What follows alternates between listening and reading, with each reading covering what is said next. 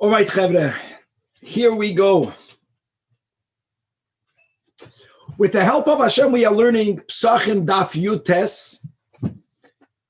We mentioned in middle of Yutes Medal of the concept of Tziruf Keli, as we explained that when you have various items and they are all in the same utensil, when it comes to kachim, if the source of tumah touches any part of the food that's in this keli, we don't say, well, whatever was in direct contact with the tumah, becomes tummy. So if the tumah was a sheretz, so whatever touched the sheretz becomes a rishon, and whatever touched the sheretz becomes a sheni, and then you go to a shlishi, etc. We don't say that.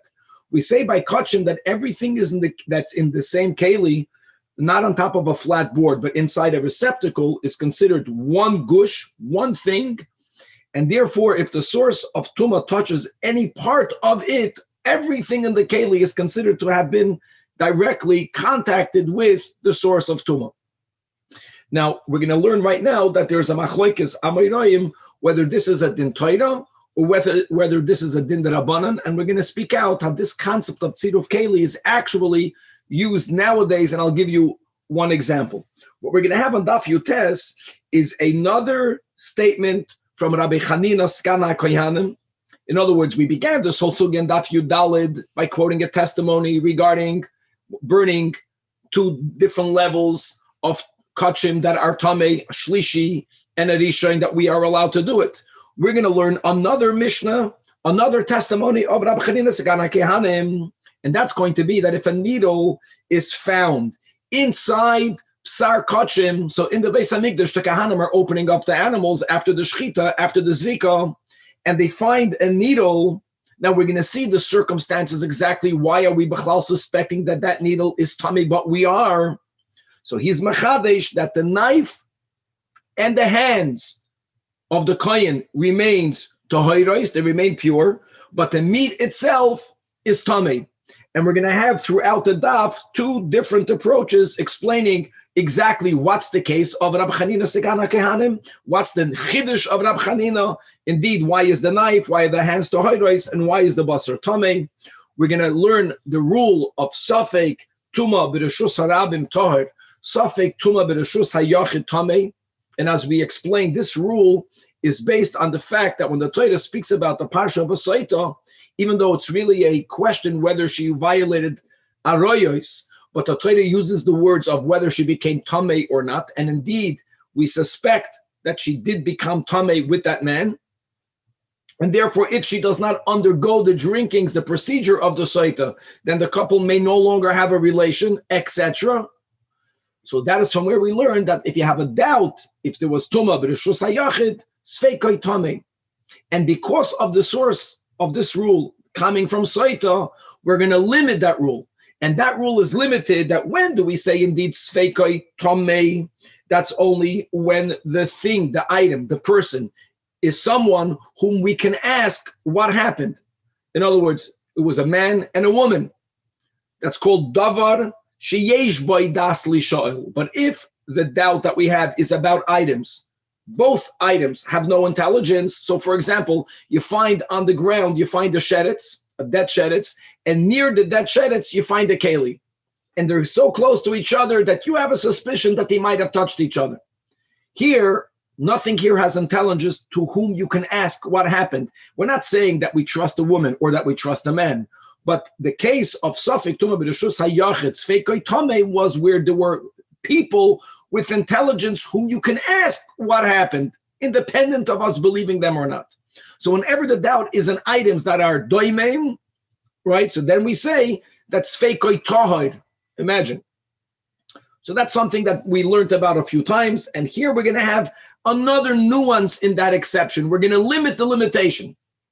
What's going to happen if there was a person, let's say, holding a knife, and we have a doubt whether the knife touched the dead sheretz? So the doubt is about the knife. The knife has no dasli shoel. The dead sheretz has no dasli shoel. But it was held by a person. So if the object upon which you have the doubt was held by the person, then we say it is considered the case where there was das lishoil. It is like the case of a soita, and therefore sveikoi will be tamei. And then we're going to go even a little bit further as we learn out that sugya, and a lot more pratim of the dinim of Tumah and Tara. Let us continue. We left off on Daf Yutes Amid Aleph. We are 8 lines before the bottom of the Amid, Alma Kasavim. So as we finished clarifying the Brais on Daf Tezayin, and we spoke about the unique shita of Rabbi Akiva. Rabbi Akiva holds that there's shlishi techulin. So we quoted the Mishnah and Chagiga. The Mishnah and Chagiga says the concept, introduces the concept that a keli is mitzaref, right? It combines everything that's in it only as far as kachim is concerned. Another expression where that which is holier is more susceptible to tumah. So kachim goes until a ravi. We say keli mitzaref, that's a chumrah. Therefore, everything in the keli will become tamei. But it comes along Rabbi Yechanan, and Rabbi Yechanan says, where does the Tana and Chagiga get that law from? We get it from the testimony of Rabbi Akiva. We get it from that which Rabbi Akiva said, that's quoted in Eiduyos, and Rabbi Akiva was speaking about fine flour, ktoides, levaina, gechalim. That's the case that if you have a tful yom, and as we mentioned, tful yom biblically has a status of a sheni, and he touched any part of the soilus or of the other items, ktoides, levaina, and gechalim, so everything else in the keli becomes a shlishi. Everything else becomes a shlishi. We don't say, well, let's say gechalim. Gechalim are coals, different pieces. Only the one that he touched is a shlishi. The one next to it becomes a revi. Okay, we say there, but anything beyond that is completely tar. We don't say that, v'chuli, because keli mitzaref. So says the Gemara now, again, 8 lines from the bottom, Alma, the fact that Rabbi Yechanan says that the source of the Mishnah in Chagiga is from the Mishnah in Eiduyos, is from Rabbi Akiva, it must be that Rabbi Yechanan, who makes the link, holds Tziruf de Rabbanan, that the sole din of Tziruf is only Mid Rabbanan. Why is that? Because the items that Rabbi Akiva mentions, like for example, Rashi says, Gechalim. Gechalim is a non-edible item, it's coals, right? You have levaina, frankincense, you can't eat it. It's not edible. And a rule of Tumah and Tara is that we divide everything into the following 4 categories: Adam, Kalim, Oichlin, and Mashkin. If something doesn't fit into any one of these 4, it b'chlal does not become Tamei. It's not shaykh to the laws of Tumah and Tara, and that's taka the rule. So generally, coals will never become Tamei. Levaina will never become Tamei. Nevertheless, because of the concept that something that is hegdish is so beloved, is so chashiv, it's called chibas hakodesh machshartan, it's already automatically something like an edible, and it doesn't even need to have hechshed. It becomes tamei if it has contact with the source of tumah. That din is a din derabanan. So since the items that Rabbi Akiva is speaking about are items that only become tamei midirabanan, and again, Rabbi Yechanan is saying that the concept of tziruf that's mentioned in Chagiga is learned from, it's derived from Eiduyos, it's derived from Rabbi Akiva. Rabbi Akiva speaking about Tumah D'Rabbanan, so it makes sense to say that the law of tziruf itself is also Midrabbanan. Now hold on, really you can argue that Chibas HaKodesh Machshartan is a din D'Rabbanan, but maybe tziruf is a din D'Oraisa. So the Gemara, to further clarify, says, and you should know that this is in disagreement with Rab Chanan. The Amar, Rab Chanan holds that the concept of tziruf is a din d'oraisa, and it's learned from a pasuk that we have in Parshas Nasai, right, by the gifts of the Nesiim, that one item that they all gave was kaf achas, one spoon, asara zahav, this is the amount of gold that went into that spoon, and it was filled with ketores. Now, guys, appreciate the fact that the word achas is superfluous. The pasuk could have written kaf. Kaf is lashon yachid. Kaf asar azav malei ketores. So why does the Torah write kaf achas? Says Rabbi Chanan that akasav also kol masha bekaf achas. Ketores also is made out of granules. It's made out of little shtikalach. And the Torah wants to be medagdik that everything, by the fact that it's in the spoon, it's all considered achas. If Rabbi Yechanan would have held that the din of tziruf is a din d'oraisa, then he wouldn't have said that we learned tziruf from the Mishnah and Eiduyos from Rabbi Akiva. No, I know that Rabbi Akiva is applying it. I get that. But he would have quoted the pasuk. He doesn't quote the pasuk. And he quotes the Mishnah of a doyos of Rabbi Akiva. Rabbi Akiva is speaking about items that only become tamei on a derabanan level. So therefore, it makes sense that tziruf l'Rabbi Yochanan is only a din derabanan. Now, let me tell you where we apply tziruf nowadays, not to tuman tara, not to kachim, and we know we mentioned this many times, to the din of challah. Nowadays, even though it's only midrabanan, saywer b'chutz la'aretz, even in Eretz Yisrael, there wasn't to be askulchem. But in any event, we separate challah when you make a dough, not a batter, not a liquidy batter, but when you make a dough from any one of the 5 grains, if you have the minimum shiur machlokas between 2.5 pounds and 5 pounds, you have to separate challah. What happens if nowadays someone forgot to separate challah? This can happen. Or like we mentioned, when people now are making matzah, because of the rush of not having 18 minutes pass from when they mix the flour and the water until the end of the process, so they don't separate challah when it's still a dough. The din is that if you did not separate the challah while you have a dough, then when items are removed from the oven, now you can't separate challah from one loaf because this one loaf doesn't have the minimum shiur. So what you do is you put all of these items in a keli, you put them in a basket, you put them in a box, you put them in any item that has a receptacle until you have the minimum shiur from which you have to separate challah, and you can separate challah. We do this nowadays from the final product. Here also, if not for keli is being mitzadef everything, then you can argue what you took it off one finished bread. That bread doesn't have the minimum shiur. That bread doesn't even have the 2.5 minimum pound to separate challah even without a bracha. Elama, we apply the concept of tziruf mitzaref by challah. Okay, chavre. Baruch atah Adonai Eloheinu malachenu she'akol ne'vidvarim.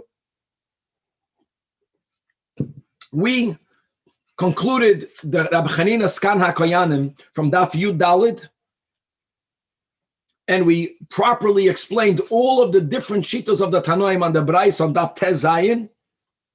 And now we're going to continue to quote another testimony that was given by Rabbi Chanina Skan HaKoyanim as it is recorded in Eiduyos. But now that we know all of the klalim of Tuma and Tara as we learned until now, we will be able, dafke, with all that information, to properly analyze and ultimately to give these 2 options of how to understand the following Mishnah. Says the Gemara quoting the Mishnah, Tanan Hassan, that Rabbi Chanina Skan HaKoyanim said the following testimony, that al machat shenimtzeis bebasar, that a needle, there was once a needle that was found inside basar. We're speaking about kachim. Now, why are we suspecting that that needle is tamei is the big question. And that will also have to do with the suspicion is that the needle is tamei on what level? That's a big question. But what he said was that the knife and the hands of the kohen are tahoros. Based on how we'll understand the Mishnah, we will see either, even if we know that the knife touched the needle, even if we know that the hands touched the needle, they still remain tahoros. That might be one way of learning the Mishnah. Or the suffix was a higher level of tumah. Had the knife for sure touched the needle, had the hands for sure touched the needle, then they would also become tamei, or then maybe the whole person would become tamei, but we don't know whether they touched the needle or not. Now, what for sure touched the needle was the meat, because the machad was in the meat of kachin, and the basar is tamei. Now, the hands and the knife for sure touched the meat, and we keep on learning that by kachim, there's the susceptibility to tumah goes much further. So we're going to have to clarify exactly what's the case, that the meat is tamei, but the hands of the kohen and the knife that touched the meat will not become tamei. That was a statement, but we're not done yet. However, says Rabbi Chanina, if this needle nimtzeis beferesh, if it was found in the excrement of the basar kachim, so then hakoil tahor, everything remains tahor, the hands, the knife, and even the meat. And again, we'll see. After we'll explain the reisha of the Mishnah, we'll better appreciate the novelty that's being introduced by the Sefer. Omar Rabbi Akiva, says Rabbi Akiva, now that he heard this testimony, that Zochinu, how fortunate are we, she'ein tumas yudayim b'migdash, that the takana that Chachamim made. And that happened, as we learned, guys, together in Shabbos, Daf Yud Gimel Amud Beis, right? The Shmoina Asar Davar, that was decreed by Aliyah's Hananya ben Chizkiah ben Gorain, including that Yodayim, Stam Yodayim, have a level of Shniyos. That rabbinic rule was not imposed in the hands in the Beis Hamikdash. She'ein tumas yadayim b'hamikdash. Turning to Daf Yutes Amud Beis. Why? 1 second. Why is that? Because if there would have been shniyos l'tuma in the Beis Hamikdash, if yadayim would have been shniyos, then there's no way that in the case of Rab Chanina, whatever that case was, there's no way that he would have said that yadayim is tohiros. Yadayim is only tohiros because we don't impose this concept of yadayim, of rabbinic tuma, only on the yadayim of a person. Asks the Gemara on top of the Amud Daf Yutes, just like Rab Chanina said, whatever the case of the needle was, is that the hands are tohiros. Tohiros is Lashon Abim. He was speaking about the sakin that's used to cut the meat as well. So v'neima she'ein tumas yadayim v'kelim b'mikdash.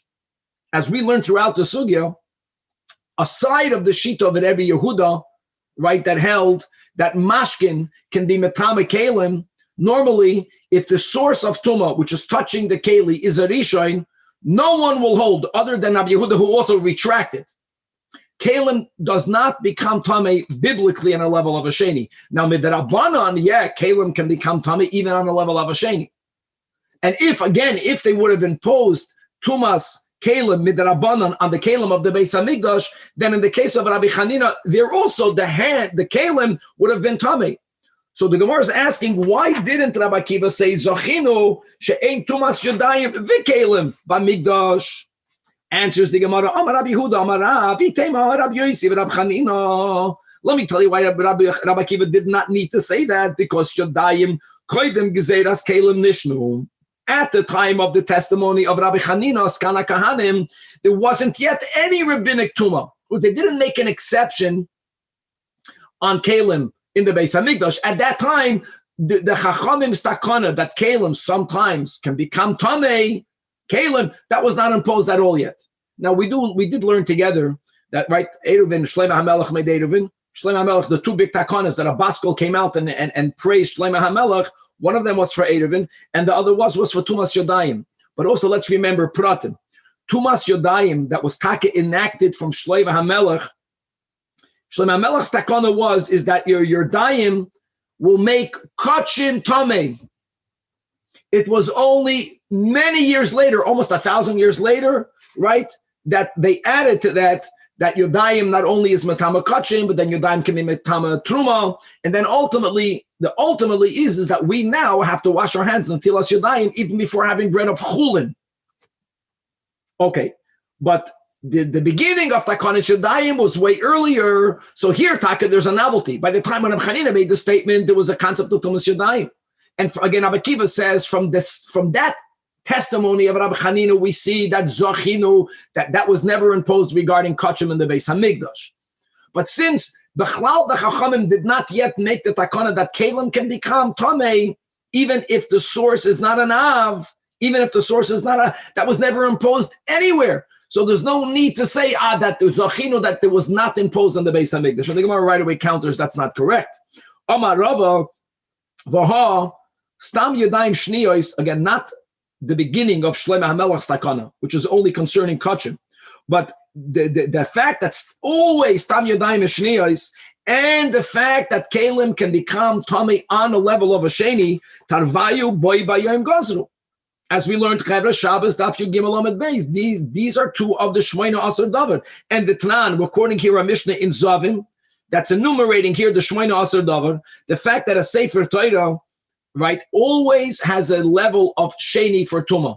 If you remember that on Shabbos, because what happened is that people used to put Truma inside the Aron Kodesh. The Kavana was good, because since Truma is more susceptible to Tumah than Chulin, like we mentioned, right, Truma can become even a Shlishi. On top of that, Yadayim, Stam Yadayim Shniyos, so people did not want for anyone to be Matama Truma, so they felt, what's the safest place to keep Truma away from people? In the Holy Aron Kodesh. What happened is a technical thing, is that mice, rodents, schmecked out the Truma food, and they went into the Aron Kodesh to eat up the Truma food. That in itself is terrible. But on top of that, since it was near Sifrei Kodesh, they would bite through, they would eat up Sfarim. They would passel Sfarim. So in order to prevent people from storing Truma together with Sifrei Kodesh, Chazal said that Sfarim themselves, Stam Yodayim, Sfarim they impart Truma. If you notice nowadays how careful we are when we open up a Torah to read, never to touch the inside of a Sefer Torah. That comes from this Gezerah. That happened on Boi Bayom, the Boi Bayom, that more Talmidei Beishamai, there were more Talmidei Shammai than Hillel. Vaha Yodayim, that Yodayim, Stam Yodayim are Shniyos, and Tful Yoim. If you remember, guys, in Shabbos, the Gemara said that Tful Yoim is not a Takonas Chachamim, that the entire person, even though they went to the mikveh, has enough vestige of Tumah on them that if they touch Truma or Kachim, they make a tummy. The Gemara said in Shabbos, that's a din Torah, and this should be omitted from the Mishnah here in Zavim. The ha'oichlim v'ha'kelim shenitmu b'mashkin are tamei, which is a big chiddush. That's the whole sugya to appreciate. No, it's when we are going by those who say that mashkin cannot impart Tumah d'oraisa. That's the beginning. That's the whole Beraisa. But nevertheless, everything that we learned on Daf Tezayin was regarding Tuma de Oiraisa, Midrabanan et Good. What do we see from the Mishnah Zavim? That the same time that they made a takana that Yodayim are Sheni L'Tuma, they made a takana that Kalim could acquire Tuma. With all of the details that we learned, when it becomes Tamei, they made a heker, that if the source of Tumah touched the outside of the Keli, only the outside of the Keli is Tamei, not the inside of the Keli. But it's not true. But if they needed to already make an exception, as Rav Chanina says, that's Stam Yadayim Shniyas doesn't apply to the Beis HaMikdash, they needed to say the same thing regarding Kalim. So we're back to the question on top of the Amid. Why didn't Rabbi Akiva say that Zachinu she'ein tumas yadayim v'kelim b'mikdash? Answers the Gemara, Elo Amar Rava Hanach l'tumas sakin. You were speaking about a knife. Dafilu bechulin nami loy metame. Obviously, the chashash here is that the knife touched something that's not enough. That's the key. And therefore, even by chulin, this knife will not become tamei. Now let's understand why is that so. He was only, what Rabbi Akiva needed to say was, if it would have been chulin, then there would have been tuma. Dafka, because it wasn't the Beis HaMikdash, it was not. Now, high sakin. So now that we understand that whatever this needle is, there's for sure no. I don't need to have a heter of the Beis HaMikdash, even if this would have happened outside of the Beis HaMikdash. The case of Rabbi Chanina never would have been metamed the knife. So high sakin the nagabimai. What exactly happened over there? Ilema the nagabim basar. So for whatever reason, the needle is tummy. We didn't clarify that yet. And the needle made the basar tummy. That's what Rabbi Chanina says. And now the knife is cutting the meat. That for sure happened. So what's the issue here? The issue is that he's telling you a chiddush that the basar is that the sakin is not tummy. Why would the sakin be tummy? Ha'ein oichel mitama keli. It should not be tummy at all. Ella the naga b'machat. Right? Food cannot be mitama keli. Elama, maybe it touched the needle. So what? Ha'ein keli mitama keli. Gavalik. In other words, the only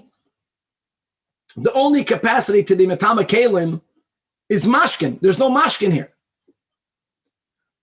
So to understand this, okay, and in other words, that's why we're explaining. That's why that by chulin, even by chulin, the sakin should not become tamei. So since this is true, not even because of the Beis HaMikdash, Rabbi Akiva did not have to speak about the Zochinu. Now let's clarify the case of Rabbi Chanina Skana Kayanim. How did the machad become tummy? What's the chashash on the needle? Now there is a concept that when you find the keli and you don't know where the keli came from, who it belonged to, who might have touched it. So there is a general rabbinic imposed tuma on kelim that you find. So the Gemara says, well, it depends exactly where you find it. Because did we not learn, one told us that loigazru safek haroikin shabi Yerushalayim, spittle, if the spittle came from someone who has tuma yoytze megufay, if a zav spits, then the din is his spittle has a status of an av. Wow. Now, when you find Pashat spit on the street, do you have to suspect that it came from a zav? The rule is that in Yerushalayim, never.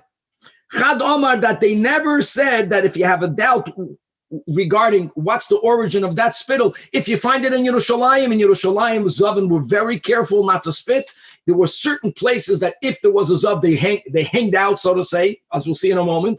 But other than in that location, we already know that Safek Roikin Shebi Yerushalayim is Lechatchila Natame. This is a din that we're going to learn in Shkalim. So we're already getting connected to the next Masech. The Chadam, another one of these two Amiroim saying, another one of these two say that what like Gazru al Safik Hakelim Shebi Yerushalayim. Yes, there was a time where the Chachamim said that when you find a keli and you don't know who had contact with the keli, midrabanan, you have to suspect that the keli is tamei. That was also a halacha that was not imposed on kelim that you find in Yerushalayim. So when you find a needle in the basar of kachim, what is b'chlal the issue over here regarding the second statement? Safek Kalim in Yerushalayim, which includes the Beis HaMikdash, to begin with, is not tummy. You know, if that's the case, why is even the meat tummy? So Amar Rabbi Yehuda Amar Rab, keep going. The case of Rabbi Chanina Kahanim was that there was a person who was tamei, and he was an av. And amongst the various kalim that he knows he had contact with, he had a needle. Now, guys, what did we learn above? We learned the rule of cherev hareo kechalol, which means that if a metal utensil, doesn't have to be a cherev, any metal utensil that touches a corpse becomes a avia voice. If it touches an av, it becomes an av. So someone knows that they own a machat that is an av, they lost it, and then they are claiming that the machat that you find inside the meat of kachim, that's my needle. Now we understand what's going on over here, and therefore let's halt up. If the needle is an av, what is the basar? What is the basar? The basar is a rishon. The basar is a rishon. So here comes the chiddush of Rabbi Chanina. The basar is takatame, but there is no. And your hands not touch the needle, your hands touch the basar. If this would not have been in the Beis HaMikdash, the Rishon would have been metame your hands, which to be a sheni. However, since Zachinu that we were not goyzer tumas yadayim in the Beis HaMikdash, so the yadayim are tohoros. Now, what about the knife?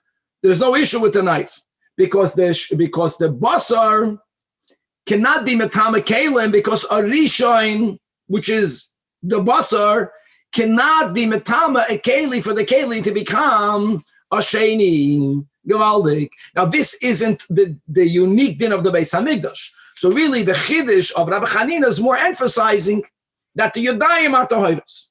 So that's one way of understanding the case of this testimony of Rabbi Chanina's Kana Kahanim and Rabbi Yossi, but Rabbi Oven Amar that the case was different.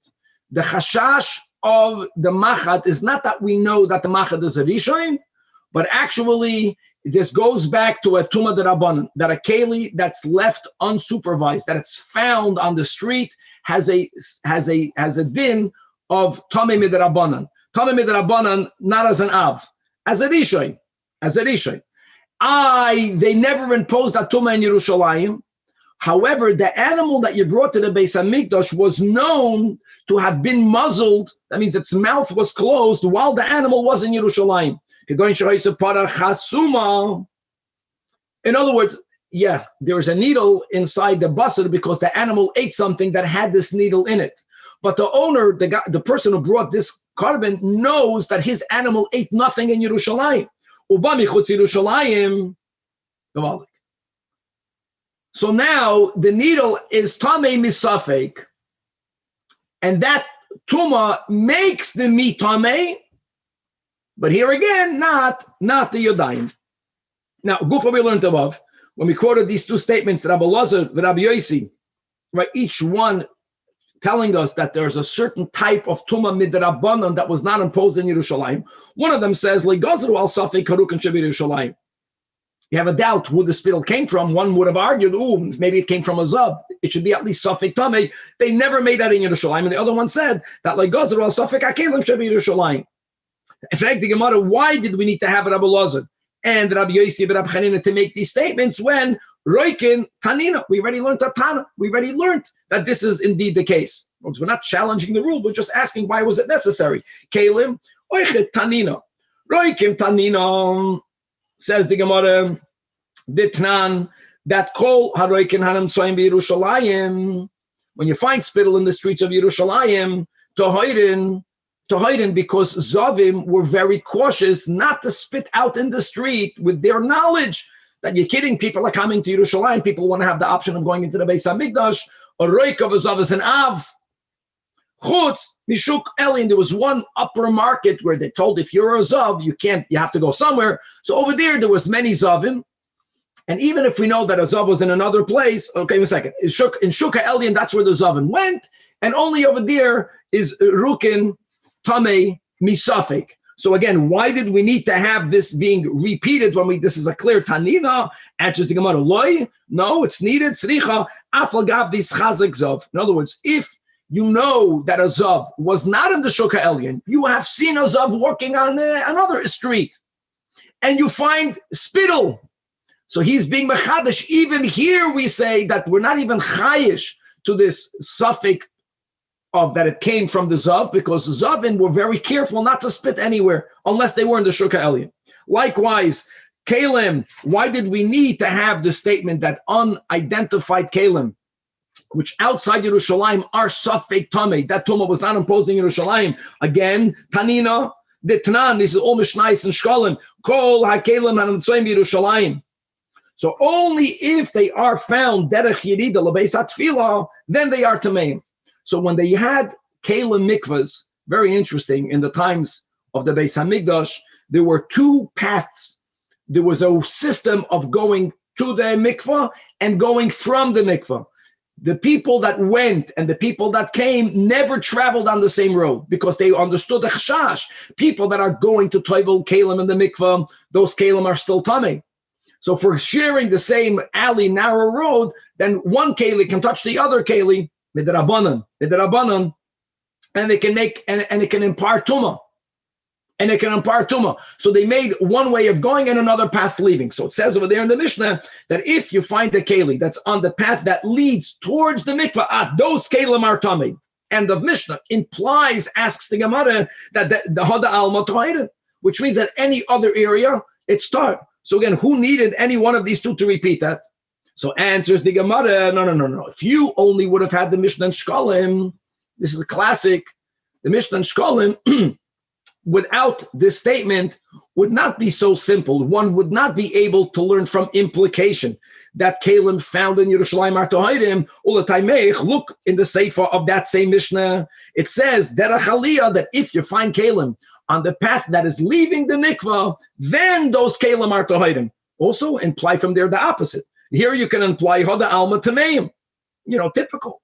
So you need to have a clarity. So that's why this Amoira needed to teach that Kalim that are found in Yerushalayim, because he's telling us from which part of the Mishnah are you medayik correctly, and which other part of the Mishnah is teaching something else by implication. Reisha Dafka.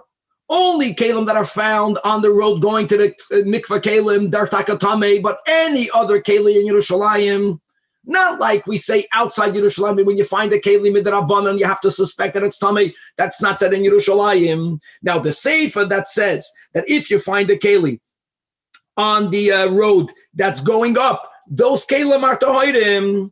First of all, lav dafka, because as we mentioned, it's not only on that road, it's anywhere. But the reason why there is something being learned, what's being learned from over there? Ulafuka gaziyasa. Gaziyasa is that there used to be narrow alleyways around the mikvah.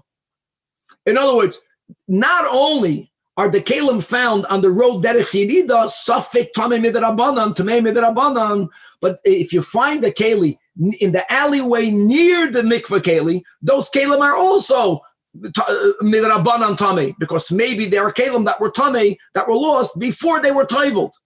That's why the Mishnah says in the Sefer only if it's derech Aliyah it's tohairim. But derech Aliyah doesn't only mean on the derech Aliyah; it means in the entire Yerushalayim. Okay, but coming back, we had two ways of explaining what was the case of Rabbi Chanina Segana Karam. So now let's analyze this properly. Ulerav the Amar, that the case of Rabbi Chanina was going to machat mei meis, and as we said, a person who's tamei meis, who's an av, who touches any metal utensil, because of the rule of cherev hareu kecholol, the metal utensil becomes an av, and v'hikira bebasar, becholol, cherev, which means cherev kecholol. So hold on. So if this needle is taken av, when I touch an av, midoiraisa, I become tamei, I become a rishon. When kalim touches an av, the keli becomes tamei midoiraisa. Now I get it, that we know for sure that the basar touched the needle. So the basar is tamei. The basar is a rishon. Now we understand that there's no further rabbinic tuma. So therefore the yadayim are tahirim, and of course the keli, the knife, is tahirim. But if the needle is an av, then adam mekalim namei tamei. Bishlem, according to the other explanation, that the machat is tamei because since the cow was muzzled, so therefore we say the keli was swallowed, the needle was swallowed by the cow when it was outside Yerushalayim, and midrabanan there's a suffix whether that keli is tamei, but this tumas suffix on kalim is only on the level of a rishon, that I get. So even if the hand touched the needle, that's the bar. The source is a rishon. The hands, normally chulin will become a sheli, not on the Beis Hamikdash. But if the source in the case of Rabbi Chanina was an av, how can they be lenient? Oh. So it must be, before we read it inside, is that what exactly happened in the case of Rabbi Chanina? Does the kohen know that they touched the needle? Does the kohen know that his knife, while cutting the meat, touched the needle? Well, again, if the case of Rabbi Chanina was that the needle has a status of a rishon midrabanan, then yeah, even if you know for sure that your hand touched the needle, even though you know your knife touched the needle, that's part of his testimony. They paskent it was tohiros. But according to the one who says that the case of Rabbi Chanina was that the needle we know is to be an av, the case is that the meat we know touched the needle because the machat was in the basar. But we don't know whether the hands touched the needle. The kohen doesn't know. We don't know whether the knife, the keli, touched the needle. In other words, there's a suffix of contact. And Omar Abashi, Zoi Soy Merez, because of us having a suffix, on a biblical level, the Azara always has a status of a Reshus Harabim, and therefore, B'havalei Suffix Tumah B'Reshus Harabim, and the whole Suffix Tumah B'Reshus Harabim, Sfeikoi Tar. Yeah, I get it. We're not imposing Tumah Midrabanan, Zochino, but we have to explain it to be a case that at least on a biblical level, nothing is tummy. And he explains Taka why. The needle is an Av. In other words, we found an Av Tumah in the Beis Hamikdash. There is a doubt whether anything other than the basar touched it. So since we have a rule, Safek Tumah B'Reshus Harabim Sfeikoi Tar, so therefore the hands, therefore the knife, the keli, remain tohiros. Now, as we explained, just not to confuse, the way we define the Reshus HaYachid, the Reshus Harabim, the Hilchos Shabbos, is completely unlike the way we defined it for this klal. This klal is learned from a Saita. The suffix Tumah B'Reshus HaYachid Sfeikoi Tamei, which is the case of a Saita, we have a doubt whether they had a relation, God forbid, or not. There, the pshat is not that they were in a halachic Reshus HaYachid. It means that they were secluded. There was no one other than two people. So whenever you are in a location where normally there are three people or more, that is called a Reshus Harabim for this halacha. The Azara is a location that we say there was at least three people there. So it always has a status of a Reshus Harabim, which is why, indeed, since on the Deiraisa level, because of the klal, Safek Tumah B'Reshus Harabim Sfeikoi Tar, the Yad is Tar, the Sakin is Tar, Eloma, again, the basar is a rishon. And if not for us not imposing Tumas Yadayim in the Beis Hamikdash, then the Yad of the coin would have become a sheni. But we don't say that then in the Beis Hamikdash, which is why they are completely taught. But here, let's go into details of this klal of Safek Tumah B'Reshus HaYachid, Safek Tumah B'Reshus Harabim.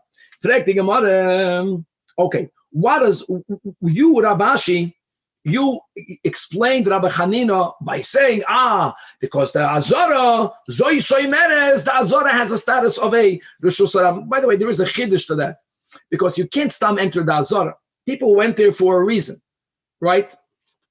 And we're saying more. We're saying that even always, it's always going to have a din of Sfeikoi Tar, because the Azara always has a din of a Reshus Harabim, which means that if the Azara would have at least sometimes have a status of a Reshus HaYachid, then we would have said, then Rabbi Hanina wouldn't have said what he said. Then the case would have been that they found the needle, even though you don't know whether you touched the needle or not, they would have said Sfeikoi Tomei. But how can that be?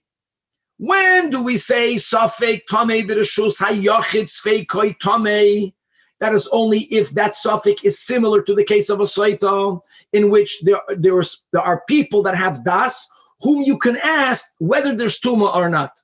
Not asking because you trust them halachically, but you can ask them.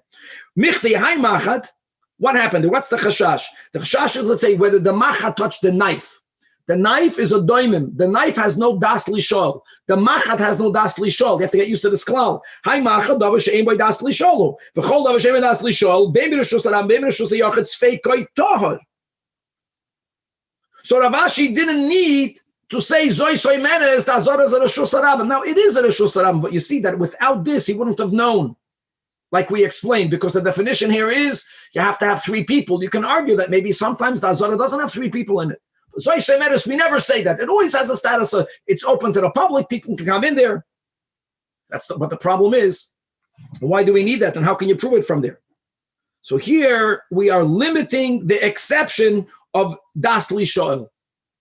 And like I mentioned in the intro, this is very important. When do we say that if it's a davar she'ein boy das lishol, even b'reshus hayachid sfeikoi tahar, that is the case where you go into a room and you find on the ground a dead sheretz from the Shemaina Shiratzim, and very near it you find a keli. And what's the suffix? It looks like there's definitely a possibility that the keli touched the sheretz, or the sheretz touched the keli after the sheretz was dead. There's no one to ask. Safek Tomei b'Reshus HaYachid. Still Sfeikoi Tor because she'ein by das lishol. But over here, even though the knife is a doimim, but a kohen is holding the knife. Mishum, 3 lines before the bottom of the Amid, the have Sfeik Tuma haba b'dei Adam. There is a person involved here. I know we are not asking whether the Adam is Tomei. I know that. In this case, is that maybe while he was cutting with the knife touched the machat. I know that. But since the knife is being held by a person,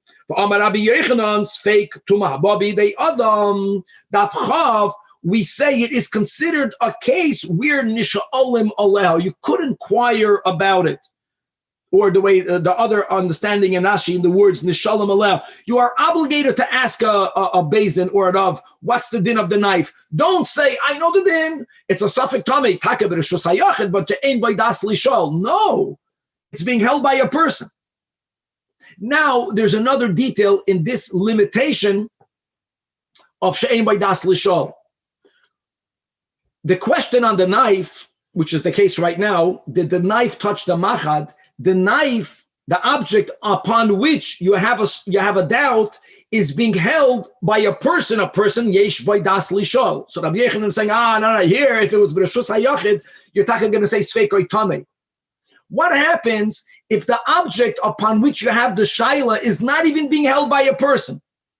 Let's say there's an object on the ground, and a person, for whatever reason, is holding a dead sheretz, and the person walks into the room. Same doubt, maybe that sheretz touched that object on the ground.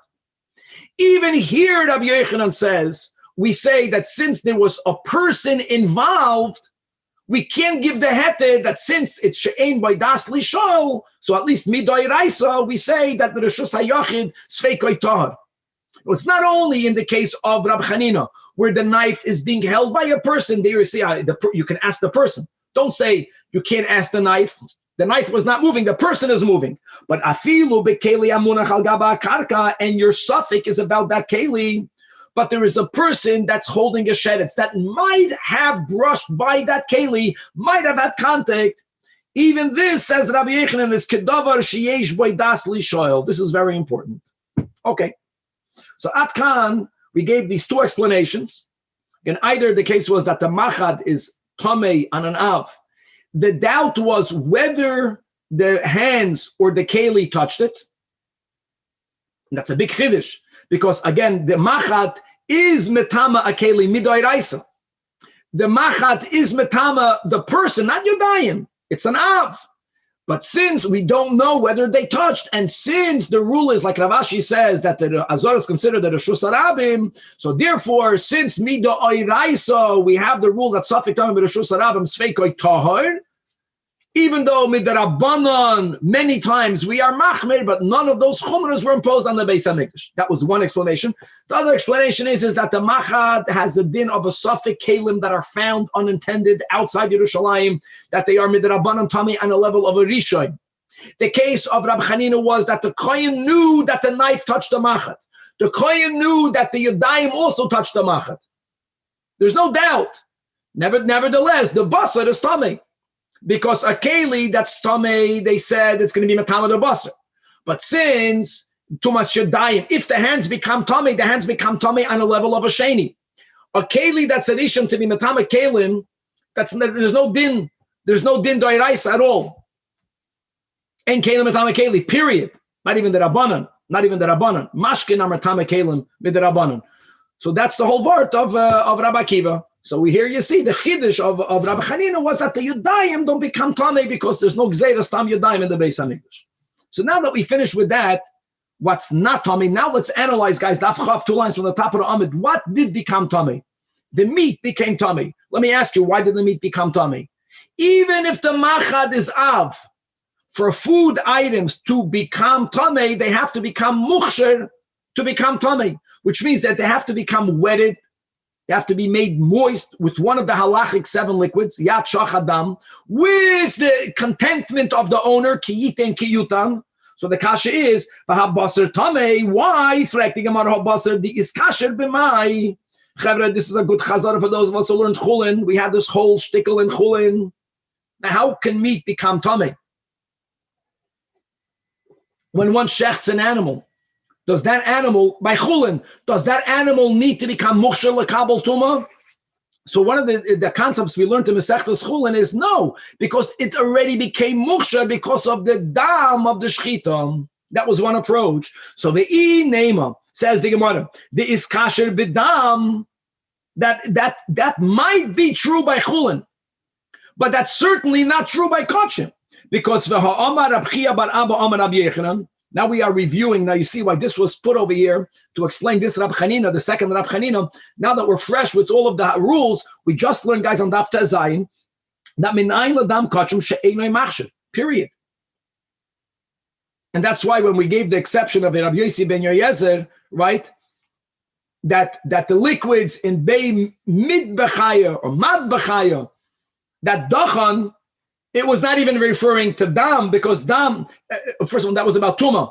But then we also learned that those liquids are not machshir. That statement that the liquids are not machshir never went on the dam, because dam kachim b'chlal are not machshir. Remember, because it says on pasuk in A that lo yisochlenu. This is regarding blood. Al haaretz tishbechenu kamoyim. And because of this comparison, this hekesh to mayim, it is by mayim that the Torah writes explicitly that mayim is machshir. In order for other liquids to be machshir, they have to be called mashkin, but here they have to be like water-like. So only dam shenishpach kamayim has the koyach like mayim to be machshir. And v'she'ena nishpach kamayim, and what dam is eina nishpach kamayim? Dam of kachim, because part of the avoid is kabbalah sadam. So that dam is eina machshir. So we're back to the kasha. Hello, hold on. The iskasher, I'll tell you what made these meats mukhshar, but mashke base mid bachayo. Light, let's find hamizbeach. You had all those rings. You had that whole butchering place, and there was water. And what do you think they did with the animals after they shechted it? You washed it down. There's mayim over there. That mayim was machshar the meat. So now that they found the needle in the meat, whatever the case was, whether the needle was an ishon or whether the needle had a din of an av, the basar becomes tummy accordingly. Says the Gemara, that can be either. Because of Amar Rabbi Yossi ben Rab Chanina, that mashbe beis mitbachayo, this is based on the testimony of Rabbi Yossi ben Yoyezer, not only that they are dachan, machlokes Rav and Shmuel, guys, right? Dachan means that they don't impart tumah. Rav says dachan means they're not even tumah themselves. Not only that, eloshe ein machshinen. So that cannot be the source of the hechsher. So how are they mukhshar? So here is the Gemara Mechadesh ve'elot, must be that what? The iskasher b'chibas hakodesh. as we just began on today's daf, and we introduced the concept that the gecholim, chlal, should never become tummy. But if they belong to Hegdish, because of the concept of chibas hakodesh, they are chashuv and they could become tummy if a source of tumah touches them. Similarly, what type of food items need first to become muksher? Non-kodesh food items, but something that is kodesh because of the chibas hakodesh. That's the expression. Chibas hakodesh is machsharta. Some of the Rishonim explain that the whole idea of any food item needing to become wet is consistent with another halacha that kalim don't have to become wet, but kalim are only susceptible to tumah when they are a finished product. That's all of the dinim that we learned together. You know, when is the sword the finished product? That was the beginning of the tragic disagreement between Rabbi Yochanan and Shlakish, right? No, something has to be finished. Only when it's finished, then it's considered ready enough, and now it's susceptible to tumah. So normally foods, the finishing touch by foods is you sprinkle water on it. Looks fresh, it looks good. And before it gets wetted with liquids, it's not a finished product. If we're going to go with that logic, I think that Ramban is the one that says it. Chibas HaKodesh is so strong that even if it's not wet, people look at Kodesh and say, wow, it's considered already a finished product. I get that. What you're saying is good. Chibas HaKodesh says that any item that belongs to Hegdish does not need to become muksher. But if it then becomes tamei, does it become tamei enough for it to be able to impart tumah as well? So, for example, if the needle is an av, and now this meat that was not wetted will become a rishon. If the meat touches something else, will that something else become a sheni? And then likewise, a sheni, shlishi, and kodesh revi? Or do we say that chibas hakodesh is only strong enough to say that the item that had contact with tumah becomes tamei, but we're going to call it puzzle. No matter how high the source of tumah is, since it was not muksher, it cannot pass it down at all. And this was something that was discussed, that was questioned. Eimar the mahanya lechibas hakodesh, as we know, that for sure is only leipesule gufe, for it to become unfit. And we meduyak in a precise way, we use the words puzzle. But lemivne beirishon v'sheni nami. But is it tummy enough on the level that if whatever the source is, that it's able to become tummy and to impart it? Now, what were the words of Rabbi Chanina Skana Kahanim? Rabbi Chanina said that habasar tummy. He didn't say habasar puzzle.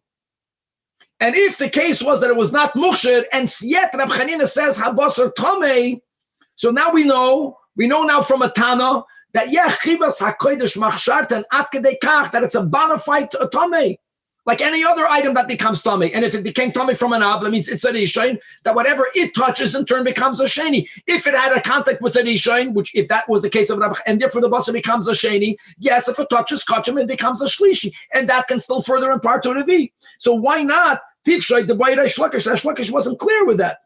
That shlakish's question, where he acknowledges that chibas hakodesh machsharton says that something that belongs to Hegdish need not to become muksher, but lav dafka, therefore it becomes tummy. Maybe it's only possible. What was he inquiring about saret shalmanachis, which is a common classical case. Guys, a flour offering has to be mixed with oil. But if you remember, that was the whole klal that kol haroy lebila, right? Has to be roy lebila. You don't actually have to mix the flour and the oil. Oil is one of the 7 liquids, but as long as the keli was large enough, the amount of flour was small enough that you are able to properly blend bila. You are able to blend the flour and the oil, even if the kohen was a little bit clumsy. And when they mixed the flour and the oil, they did not do 100% proper job. And there are clumps of flour, that's a tzaret shalmanachis, that had no contact with oil. That is still a kosher mincha offering. So Resh Lakish was asking, if you have a tzaret shalmanachos, by the fact that it was not mixed, that piece was not mixed with oil, means that normally it's not muksher. If a source of tumah would have touched that lump, it never would have become tummy. But Resh Lakish knows, kodesh chibas hakodesh machsharta. However, he wondered, if a source of tumah touches that tzaret, what happens to the mincha that's near this tzaret?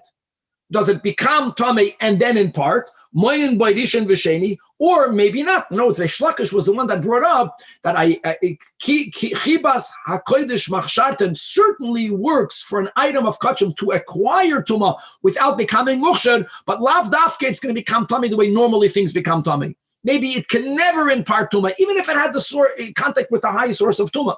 And why would Reish Lakish not resolve his inquiry from the statement of Rabbi Chanina that says habasar tamei gevaldik?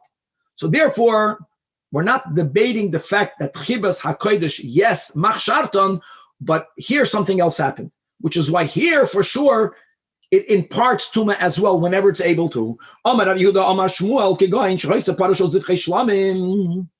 A person is bringing a carbon shlamim, and the practical fact is, if I bring a shlamim, if you bring a shlamim, Mashiach is coming. One of the parts of the carbon that the owner gets to eat. Not only do we eat the basar of the shlamim for 2 days and 1 night, but the hide of the carbon, which is very valuable. By kachei kachim, they go to the kahanim. By kachei kalim, they go to the owners. So here, the owner who knows he's getting the hide has an interest in making sure that when they skin this animal, the skin goes off well in one piece. It's more valuable. One of the techniques that they used to be able to skin an animal better we learned, is that the animals were given to drink right before they were shechted. The water doesn't go into the bodies, it so to say stays in between the skin and the body. Another thing that they did is that before they shechted the animal was wet. Now, that was not something that the Kahanim did in the Beis HaMikdash. So if I'm going to bring a carbon shlamim, as we all will, God willing, today, Mashiach is coming, we should take our animal through a river. It's good, it's beneficial for us. Walk it through a river, have the animal very wet, and they're going to shecht it.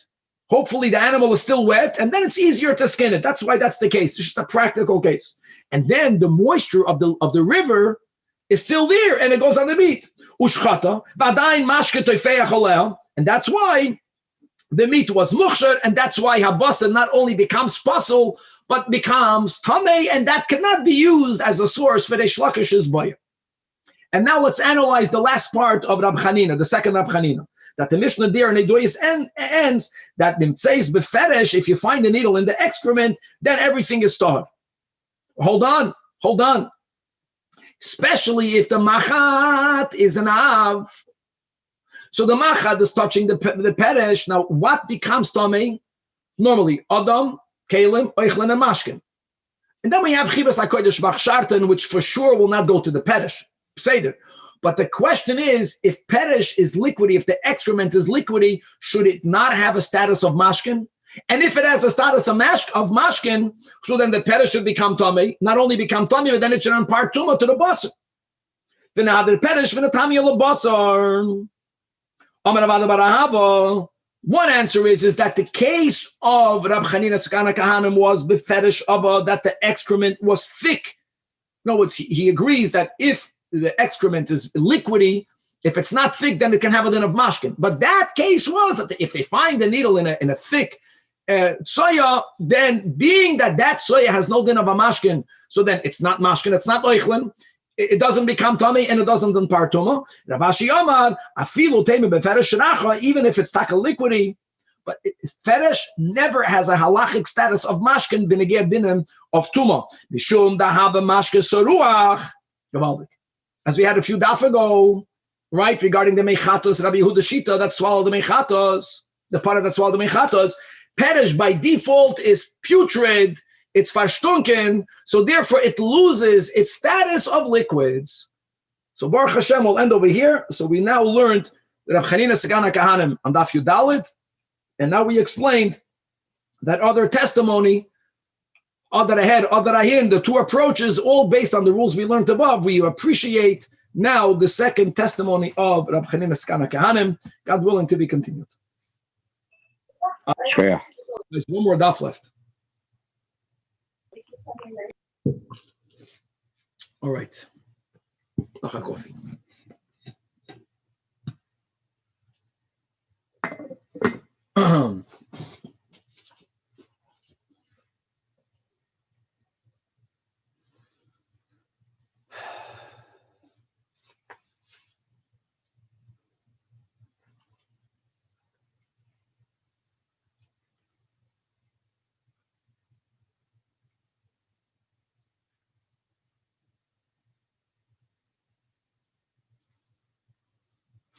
All right.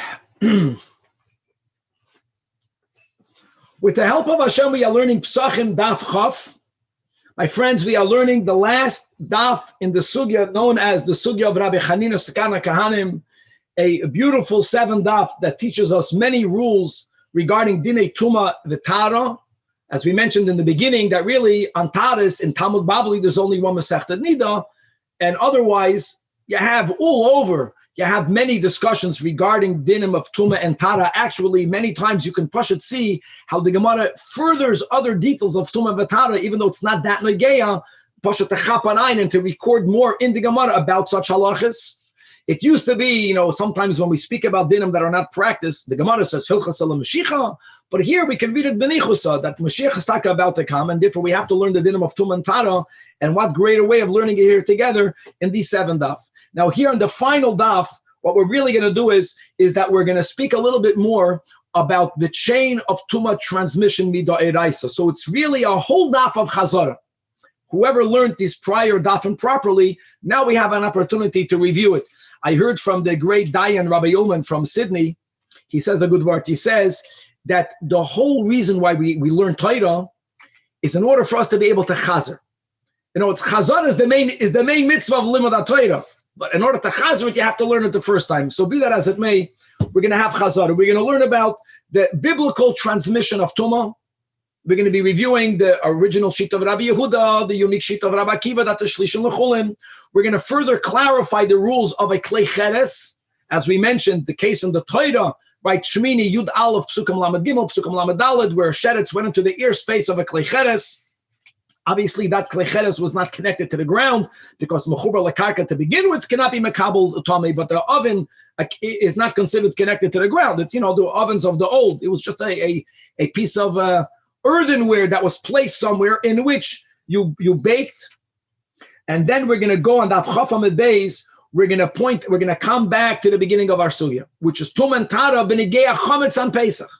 That there is a rule that the Hashem tells the Kaihanim and the Leviim to make shiur, to guard truma, mishmeres trumaisai, and therefore we're never allowed to be metama truma biyodayim. On the other hand, when a person has chametz dike truma before Pesach, which needs to be tashbisu, that has to be eliminated.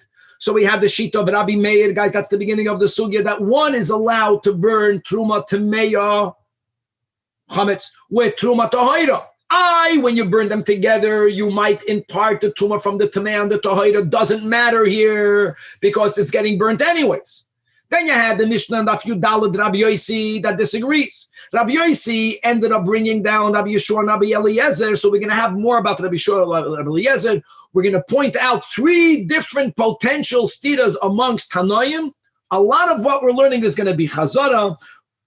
We're going to learn about the concept of Hefset Meruba. We're going to learn about the concept sometimes of asulidei takala. Whenever there's a fear that if you're going to have truma hanging around, even though that you know that this truma may not be eaten, but maybe someone is going to eat it, so destroy it, and many other halachas that are really chazering as a good sikum of everything that we learned until now. We are on Daf Chaf Amud Aleph. We are in the second to last line in the narrow lines. Okay, we completely explained, we finished explaining the second Rabbi Chanina Segana Kohanim, and now the Gemara begins that Tani Tana Kamei Rab Sheshes. In the times of the Amoraim, there were certain people that were gifted with a brilliant memory, and they had the good teachers. So they were makabel, the whole Torah Shebal Peh. The Mishnayos, everyone knew. Not everyone knew the Braises, so every big yeshiva had such a person who kept on reviewing by heart various Braises. Some of them were not that known. And this is a Tana, this is an Amoira that's repeating a work of a Tana in front of Rab Sheshes. And this is what he's quoting as a Brais. And the purpose of this Brais is to point out the longest, a case where biblically Tuma gets transmitted the longest, the most. If there is a Sheretz that has contact with Mashkin, he begins. The Brais. Sheretz is Matama Mashkin. Now guys, let's Chazer Bal Peh. What did we learn? Nowhere in the Torah is there a case where Mashkin had direct contact with the Sheretz. But that is something that we learned from a Kabul Chaimer. But since the Torah gave a case where sheretz is matama keli, and yes, the Torah says that there was mashkin the keli, that's Vayikra Yudalef Pasuk Lamed Daled. So if mashkin becomes tame yitma before the yitame, yitma from a keli, from a sheretz, avade mashkin becomes tame if it had contact with the sheretz. But what would be the case now? If that was what happened, sheretz is an ab, what is the mashkin? Kaisa addition. Then umashkin metamenes akeli. Then if mashkin touches a keli, that's matama the keli. Now, guys, who subscribes to this? Who holds mashkin is matama keli midoiraisa? Only Rabbi Yehuda. Only Rabbi Yehuda, guys. Remember that was a big part of our sugya. All the other Tanoim on Daf Tezayin and the Braisa don't hold that mashkin are metame kelim midoiraisa. Okay, but let's go there. So this Braisa is following Rabbi Yehuda. So now what is this keli, my friends? Asheni. Now if this keli touches oicholin, it's metame oicholin. Now that a keli is metame oicholin, that's the psukim and shmini. Once we accept that mashkin can metame keli, so now if a keli touches oicholin, then the oicholin will become tummy. Now hold on. You're going to have to say it's Rabbi Akiva now, because we're not speaking, this Bryce is not speaking about Trum or Kachim necessarily. We're speaking about already a Shlishi Midoiraisa. And then the Bryce says, and if those Eicholin touches Mashkin, it also makes the Mashkin Tameh. This Tana accepts the limud of Rabbi Akiva, Yitma Yitame. So when Eicholin becomes Tameh from a Keli, not only does it become Tameh, not Puzzle Tameh, it's Matame, the Mashkin. If this Braisa is authentic, this will be the first time that we're learning about a fourth by Chulin. But the Braisa itself ends the second white line. That we learn that there are sholish tumes b'sheretz. That if you begin with the sheretz, right, ein oichel matama oichel, ein keli matama keli, right, ein matama kayoytzabay. But if you're alternating, so it's going from one item to another type of item, you have three. Now, this Braisa is problematic on two levels. First of all, that we have a fourth. Do we have a fourth by Chulin? Who has that shita? And let's go even better. The Gemara right away asks, the case that you gave, if everything is, if there's no mistake, people said it by heart. If they didn't make a mistake in repeating the words properly, so the final mashkin is a revi. The fact that the Braisa that he was teaching ends with the words "V'lomadnu shalish tumas b'sheretz," muzayin, that one step was a mistake. Question is, which step is the mistake? So says the Gemara, guz means erase, delete the first mashkin. The case of the Braisa was that a sheretz not touch mashkin. A sheretz touched the keli, which is the case in Parsha Shemini. So what is the keli? The keli is a rishon. The keli has in it oicholin. What is the oicholin? Osheni. Everyone subscribes to that. And then the last statement in the Mishnah that oicholin metam and mashkin, this Braisa we learned. It follows Rabbi Akiva. Aleph, Rabbi Akiva learns yitma yitame. Beis, Rabbi Akiva Tak is the one that says that there's a shlishi letruma. Okay, and now it fits. And that final mashkin is a shlishi. Good mashkin deresha. Asks the Gemara, when you learn a Braisa and you discover that it's corrupted. Corrupted means that, it was all transmitted Baal Peh, something was added. You have to delete. Well, you're deleting it because the Braisa says, V'lomadnu sholish tumais b'sheretz. Instead of taking out the first mashkin, why do you take out the last mashkin? Adar abaguz mashkin the seifa. And if that's going to be the case, if it was a sheretz that touched mashkin, and then the mashkin touched the keli, guys chazer, Braisa daf tezayin, the only Tana that holds that mashkin is matama akeli midoiraisa is Rabbi Yehuda. You have to take out one. Why are you taking out the first one? Why are you taking out the first? And therefore saying that the author of the Braisa is Rabbi Akiva. Why didn't you say that the Braisa is Rabbi Yehuda? Now there will be a new chiddush over here, and that is that if the Braisa is authored by Rabbi Yehuda, then we are seeing that Rabbi Akiva is not the only one that holds that there's shlish in lechulin. But maybe this is Rabbi Yehuda, and Take, Rabbi Yehuda also subscribes that midoiraisa there's shlish in lechulin. The Gemara rejects that because, as we learned our sugi, that's why it's here. We proved from the Mishnah and Kalim that Rabbi Yehuda chazer boy, The fact that the case in Kalim was that when you had mashkin that touched the keli, we differentiate whether the mashkin touched the outside of the keli, whether it touched the inside of the keli. All of that is the heker that Chachamim made when Kalim only acquired Tuma rabbinically, Chazar by Rabbi Yehuda. So that's what the Gemara's answers. That lo yashkech tana the Amar mashkin matama keli el Rabbi Yehuda. You're right. We have that Drais on Daf Tezayin, but we also should remember that the Hadar Bey. And therefore, no, we're not going to make another Braisa be Dafka Lashita Rabbi Yehuda when we know that Rabbi Yehuda changed his mind. So therefore, we know that the Braisa was corrupted, and therefore Guz Mashkin Dereisha and V'simanech, never to forget again this train of the Braisa, is Nazi Yasa, means a beer keg. When you make beer, not that we make beer, but for people who make beer, you have a keli. That's the Seder. In the keli, you put the hops, or you put the barley malt, or whatever it is that you put in there, and then you add the water. Keli, oichlin, mashkin. And that is the Braisa that was taught in front of the Rav Sheshes, right? Is that if a sheretz was first, if you had a sheretz, and the sheretz was matama the keli, then biblically, even the last step, which is the water, will also become tamei. But this follows Shitas Rabbi Akiva that holds that there is shlishi l'chula. Okay. Tanan Hassan. Now we're going to learn, we're going to chazer how a klei cheres becomes tamei. A klei cheres is unique. There is chumras and kulas. First of all, by other kelim, if you have a sheretz, for it to have halachic contact with a keli, it needs to touch it. But if it touches a keli, we're never machalik. Did it touch the outside? Did it touch the inside? Touch is touch. On the other hand, if the source of tuma enters the ear space of a keli, but it doesn't touch the walls, it does not impart tuma. There was no contact.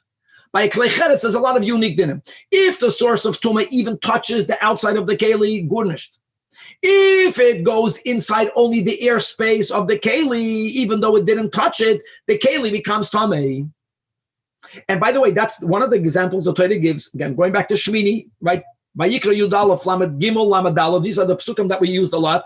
That a sheretz was inside a klei cheres, and there was food inside of it, and there was mashkin inside of it. Yitma. Now, when we learned that, if Yaakov was here, what did we add? We wanted to know if the sheretz and the food are in there at the same time. What level of tuma does the food acquire? What level of tuma does the mashkin acquire? Well, there's two ways of looking at it. You can either say that the sheretz ba'avir hakeli is metama the keli, so then the keli is a rishon, and now the food that's also inside the airspace is acquiring its tuma from the keli, and therefore the food will become a sheni, which is taka the way we learn. But there's a havamini here to say that if the sheretz is still in the airspace, since the Torah is machadesh, that the sheretz doesn't have to physically touch the inner walls of the keli to make the keli tamei, it's as if the sheretz is filling up all of the airspace. So it's as if it's touching it. If we say it's as if the sheretz is filling up all of the airspace, then if there would be food in there at the same time, then maybe we would say that the food becomes tamei at a level of a rishon because the food is touching the sheretz. If the sheretz tuma is as if filling up the airspace, so do we say that food or mashkin that are in a klei cheres at the same time that a sheretz is in its aviroi, is that food a rishon, or do we say the food is a sheni? That's what we're learning right now, and the latter is correct. We said that when we learned the sugi. There's food in there, the mashkin in there are a sheni. Tanan Hassan, right? 5 lines from the bottom of the Amid. A Mishnah Vaitin and Kalim. Sheretz shenim sobatanur. If you have a sheretz, a dead sheretz from the Shemini Shiratzim inside the ear space of a tanur, we're speaking about a tanur made out of earthenware. Obviously, we're speaking about a tanur that's not connected to the ground. Obviously, hapasha b'toichoi as a din of a shniya. Why? Because the tanur, the keli, tchila, we said sometimes we call it vlad, sometimes we call it rishon. Here we're calling it tchila. That's the Mishnah. So why do you say that? The next tanur, why don't we say that we should look at the tanur? Command the moli tumadam. It's as if the sheretz is not taking up, 2 inches, but it's as if it's gepakt mit shiratzim, dead shiratzim. The fact that the Torah is machadish, that the keli becomes tummy without contact, it's as if the sheretz touched it, but the sheretz is not touching it. So we expand the sheretz. And if he's asking, and therefore, why don't we say that if there is food in the tanur at the same time of the dead sheretz, so we should say that the sheretz is touching the pas. And if the sheretz is touching the pas, then the pas is not a sheni, then the pas is a rishon. That they have a high pas, rishoino. Why don't we say so? Amalei. We don't have that. We don't have that approach. Why? As we learned in the Braisa, the Braisa is focused on pasuk lamed gimel. The reason why there's such a havamina, Rashi says at the end of the Amid, because the pasuk in lamed gimel says when there's a sheretz inside a keli, the pasuk lamed gimel ends koil asher b'toicha yitma. Anything in there is tamei. Now anything is not limiting itself to food and drink, even though the next pasuk does. Now, if we say that the sheretz's presence is filling up all the airspace, the sheretz is an av, guys, a keli becomes tamei on a level of a rishon. If a sheretz touches a keli, like if a sheretz touches a person, biblically they become tamei. Then take koil asher b'toicha would mean a keli. So the Braisa says you might think so. Daf chaf amid beis Talmud loimer. That's why the Torah juxtaposes lamed gimel and lamed dalet. Right after we have the words kol asher b'toicha yitma, right afterwards it says either mikol ha'oichel asher yachel asher yuva b'mayim or mashkin. That's the two examples we give in pasuk lamed dalet. The Torah is telling you that only oichel metamem avir klei cheres. If there would be a keli, the keli would not become tamei. You know why? If the sheretz is commanded malei dami, then a keli would become tamei. Because we don't say that the sheretz is metame, it's only metame the keli. So now that you have a keli that's a rishon, biblically a rishon can only be metame either oichlin or mashkin. A rishon cannot be metame, not adam nor kelim. Oichel metame v'kli cheres, ve'in kol ha'kelim metame kol kli cheres. So that made it clear that even if you have food or drink inside a kli cheres, when there is a dachana, if they touch, that's something else. If they touch, they touch. But if they're not physically touching, then the koyach of the sheretz is only to be metama a keli without contact. And now the keli is metama the oichlin or the mashkin.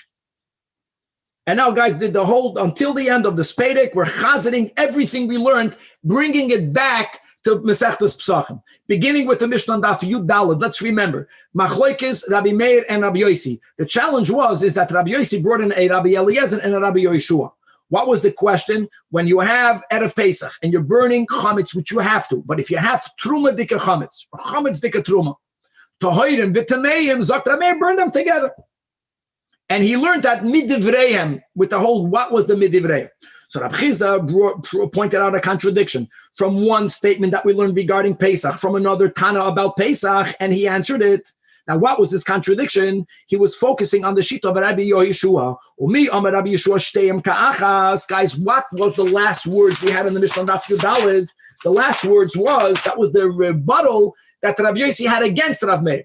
Yeah, he tells Rav Meir, I know that if you have truma tuluya, that means truma that is tamei misafik, and you have truma temeya, yeah, there is one sheet of Rabbi Yeshua that says you can burn it together. Rabbi Yossi, Rabbi Eliezer doesn't even allow that.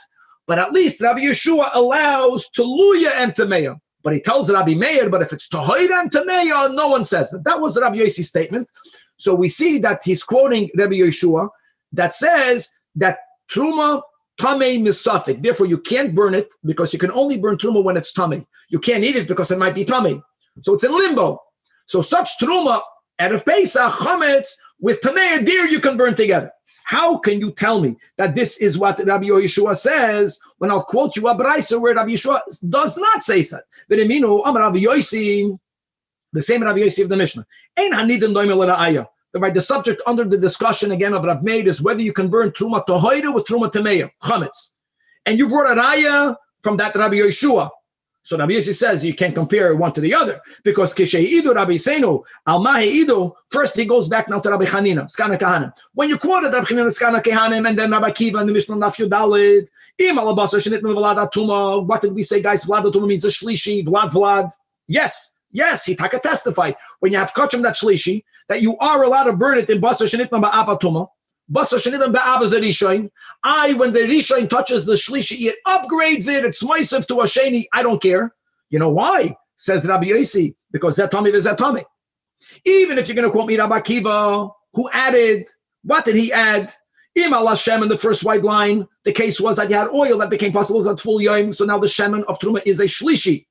And you are allowed to burn it, putting it in a nade, in a lamp. Shenitma betmei meis, we're speaking about a lamp because of chalol kecherev, the lamp itself is an av. Here there's two novelties. Number one, you're taking it up 2 notches. You're going up from a shlishi, not to a sheni. You're going up from a shlishi to a rishon. Number 2, mele by the kachim, by Rab Chanina, which was a shlishi. What's a shlishi by kachim? Not possible. It's tamei, because kachim goes until a revi. Chodesh goes until a revi. Here you're speaking about truma. Truma, that's a shlishi, is only called pasul. So pasul has a different name. So you also can do that. But again, it's pasul. At least zeh pasul, the zeh tamei. And therefore, it continues Rabbi Yossi af ono moedim, that if you would have truma, shenitmeis, this is for sure, not tuluya. Bivlad atuma. If you have truma, that's a shlishi. And you have truma, that's a rishon, yes. From there, you can learn, midivreyam, you can burn them together. Even though you are adding to the tuma, that you can do. Avol, this is the words of Rabbi Yossi, heich nisraif, even tuluya. Im temeya, even tuluya should not be allowed to be burned with temeya. Shema Yavi Elyahu v'yitarem. Because like we mentioned, that if Elyahu Navi is going to come right now, whenever there is a doubt, Elyahu Tishbi, he has the koyach to clarify these doubts. It could turn out that the tuluya is tohaira, and you ended up burning tohaira with temeya, you're a metama truma b'yadayim. We spoke there about the Hassan Sofer. I just want to quote that Rabbi David Lewis, that's Rabbi Yossi Siegelman's brother-in-law, just WhatsApp me that there is a sicha from the Rebbe on Vav Tishrei, Tavshin Mem, in Sichas Kodesh Islamid, where the Rebbe in length spoke about the Hassan Sofer. The Rebbe has a Moedik Chidush, again, just explaining how can Elyahu Hanavi resolve these fakos when Torah La Bashumaymi and Ba'ayin Sham. But back over here, what do we see over here? We see that Rabbi Yossi is not even acknowledging that there is a shita that allows for you to burn truma tuluya with tameya. In our Mishnah, we are quoting a Rabbi Yeshua that at least allows tuluyim tameya. Here we see from Rabbi Yossi that you are only tamei. Even tuluya with tamei is not allowed. So answers the Gemara that our Mishnah follows Rab Shimon, which obviously is a bikasha. Our Mishnah is Rabbi Yossi. We'll get to that in a moment. Our Mishnah there's a machloikes tanoim what Rabbi Yeshua holds. Rab Shimon holds that Rabbi Yeshua holds that tuluya im tameya is okay. Believe with Rabbi Yeshua. And the Braisa that we just quoted, when Rabbi Yossi is rebutting, is challenging Rabbi Meir, he doesn't say that you can burn tuluya with tameya. You may not. Is Rabbi Yossi shita according to Rabbi Yeshua? Again, guys, I know Rashi older is saying we'll see in a moment. Our Mishnah is Rabbi Yossi. The Gemara is going to speak about that. And the Tanya Yudal Chalias B'Shabbos. Now, guys, we're learning another nuance that we never learned until now altogether. When we learned to Sugya on Daf Yudalad in the beginning, that Rav Meir holds you can burn taka truma tohoira with tameya, we were wondering how can that be. We had different ways of learning it. If you remember, one approach would be that b'shashesh, since it's already asur midrabanan to have hana'ah, so it's invalid anyways. But then when we quoted the truma is Rabbi Shua and Rabbi Eliezer, we said even more, that even if it's not yet asur midrabanan, that this shita will hold that something that's going le'ibud, the truma is going le'imud because it's chametzik, even if it's before shashes, you can also burn it with the hayra. This will be the sheet of this braisa, because this braisa is speaking about the unique case, which still happens bisman hazeh. It's going to happen this year, Tavshan Pei Aleph. I think someone told me that Erev Pesach is Erev Pesach is Shabbos. So then you can't burn the chametz. We can't burn it on Shabbos. Then we end up burning the chametz b'yom Yud Gimel. That even on the 13th, Rabbi Meir will hold, amazing, that you can burn chametz dika truma tohoira with tameya. Now on the 13th, it's not also at all yet, but the same concept since it's going leimut. That Yudal Shchal is Shabbos, Tanach is Rabbi Meir mevarenes hakoil. You can dispose of all chametz before Shabbos, as we do. The sarfin truma is tameya is tolois v'toiras all together. Divid Rabbi Meir. And on that, Rabbi Yossi Omer, no, Tohira b'fnei atzma, speaking about Truma, Chametz, Teluya b'fnei atzma, Tameya b'fnei atzma. No one holds you can mix them together. That's the answer of the Gemara, that Rabbi Yossi of the Brais says this Rabbi Yossi. Amar Rab Shimon is the one that's mechalik. That way, Nechloko, Rabbi Eliezer, and Rabbi Yeshua, these two Tanoim agree that Al Tohoira and Al Tameya she'ein sarfin, not like Rav Meir. Tohoira and Tameya avadin nisht. Teluya and Tohoira, we never learned about Teluya and Tohoira.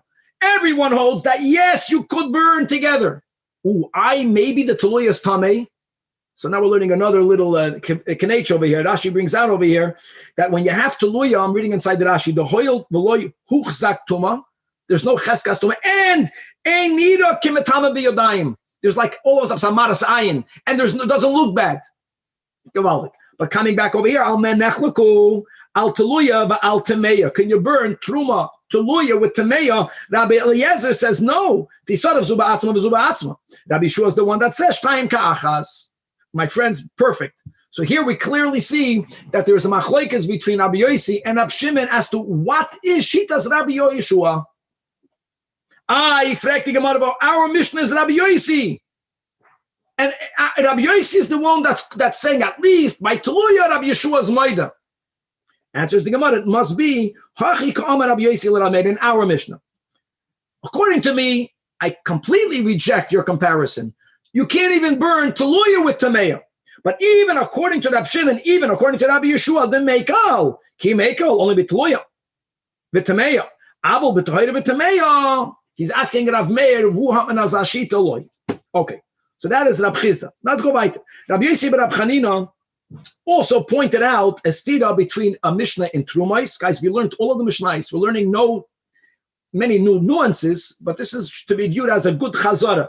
He pointed out the stira between Truma and Pesach, a Mishnah and Truma, a Mishnah and Pesach, and he answered the question. What was this contradiction? That Rabbi Yeshua, as we just learned, that shteim ka'achas, that you can burn shteim ka'achas again. You can burn Teluya and Tameya, and we just established that shitas Rab Shimon and shitas Rabbi Yeshua, but you could do so. Biyadayim, Virimino. We quoted this Mishnah and Truma and Daf Tezvav, that if you have a Chavishal Truma and there is a suffix Tuma and limbo, because when Truma becomes Tameh, use it for fuel. When Tuma is Tohira, eat it. When it's Teluya, you can't burn it, because if it's Tohira, you're destroying it. Even though you're making benefit of it, but it's not the ideal benefit. The ideal benefit is eating. So you're in limbo. So Rabbi Eliezer says, so what? Not only are you in limbo, but when God tells the Kohanim, Nishmeres Terumai Soy, remember we spoke out, you can read Terumasi, guard only Mai in singular. Guarding Truma in the singular would only refer to Truma Tohira. But if you read it Terumai Soy in the plural, say, what do you have to guard? Not only Truma Tohira, but Truma Teluya. That God says guard it. That will not, if the Truma is Menachas, if it's exposed, and it might become Tameh, you have to guard it. In other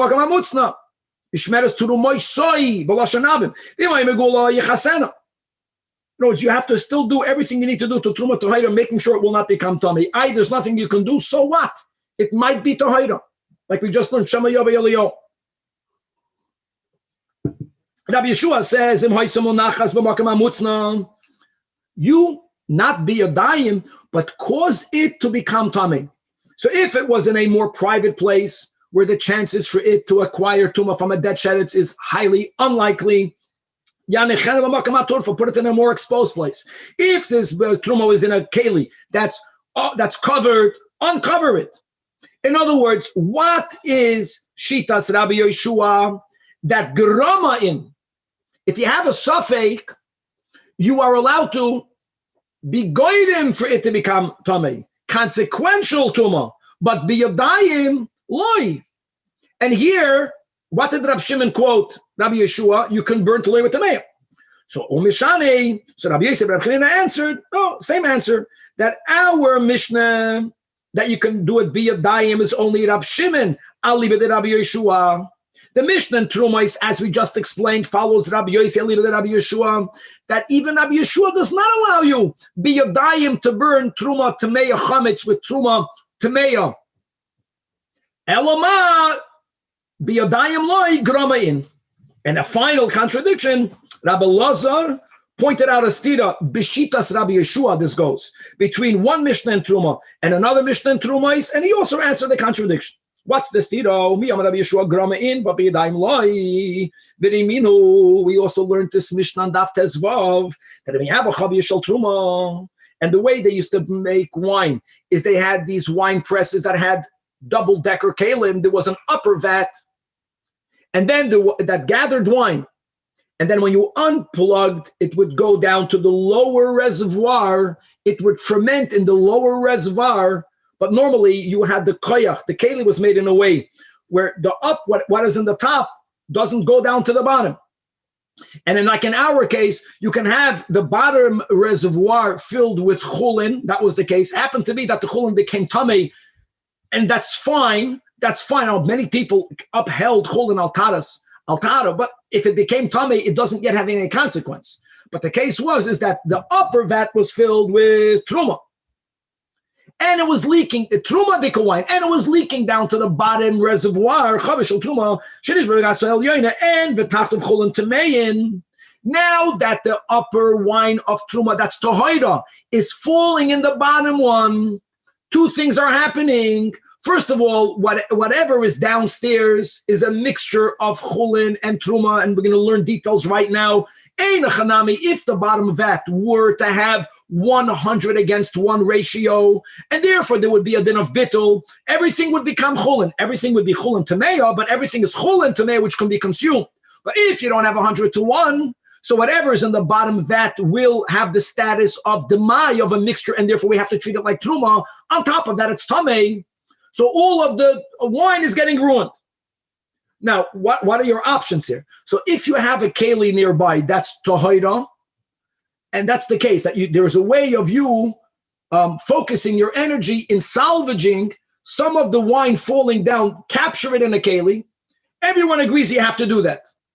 Even if you have a limited amount of time, and if you're going to spend your time capturing it in a keli that's tahor, only that which you will capture will be tohoida, and everything else is going to get ruined in the bottom. At least you saved a minimum amount of wine. The minimum amount here is the amount of a revius, the Rosh says, because that's called chasher.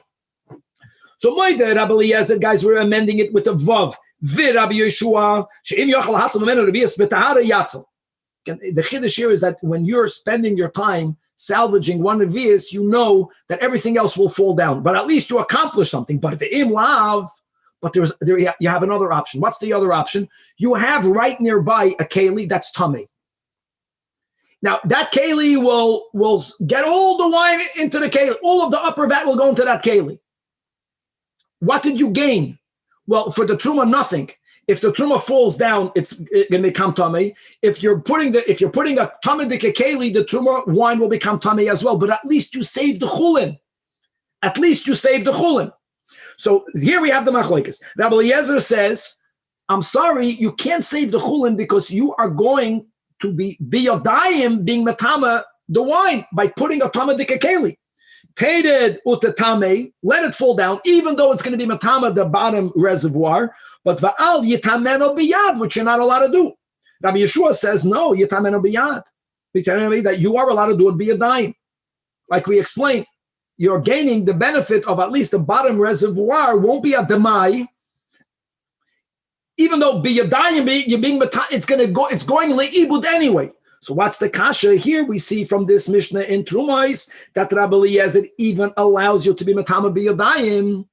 And in the case where you have truma teluya, Rabbi Yeshua allows you to uncover the barrel, grama in, but biyadayim loy. Why here he allows you even biyadayim? So answered Rabbi Elazar, who brought out this contradiction, Shana Hassan, the Ika Hefsid Chulin. It's in the case where you have a barrel of Truma Teluya. If you will be metamid or not, nothing else is getting ruined. This barrel is ruined anyway.